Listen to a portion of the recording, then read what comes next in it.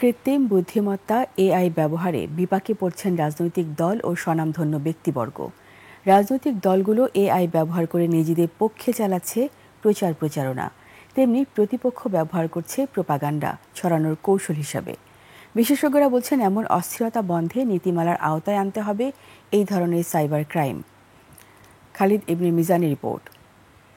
টাইলক্স toilet cleaner, যার antibacterial agent টয়লেটের কোনায় কোনায় পৌঁছে ৯৯% জীবাণু ধ্বংস করে।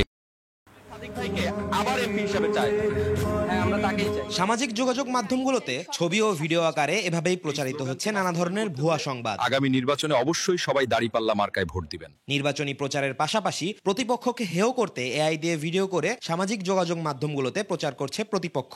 দেশে কিংবা দেশের বাইরে থেকে চলছে এমন কর্মকাণ্ড।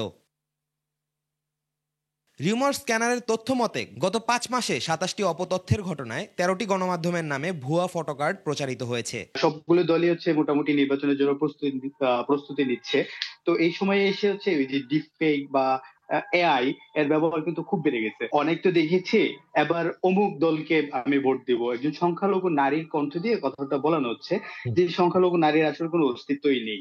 এআই ব্যবহার করে ভুয়া তথ্য প্রচারের ফলে রাজনৈতিক স্থিতিশীলতা নষ্ট করা হচ্ছে বলে মনে করেন বিশ্লেষকেরা।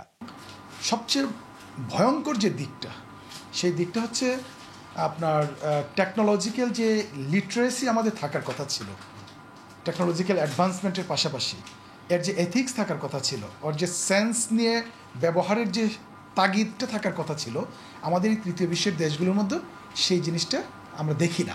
এআই এর ব্যবহার বাংলাদেশের অপরাজনীতির যে সংস্কৃতি আছে সেটাকে আরও ডেভিয়েট করবে। বাংলাদেশের সুস্থ ধারার রাজনীতি সম্ভাবনা কোনো আমি দেখছি না। সঠিক নীতিমালা প্রণয়ন করে অপতথ্য প্রচার ঠেকানোর উদ্যোগ নেওয়ার প্রতি জোর দেন তারা। আমরা রাজনৈতিক কালচার তৈরি করার জন্য রাজনৈতিক চুক্তি বাস্তবায়ন করব। খালিদ ইবনে মিজান, ২১ টেলিভিশন, ঢাকা।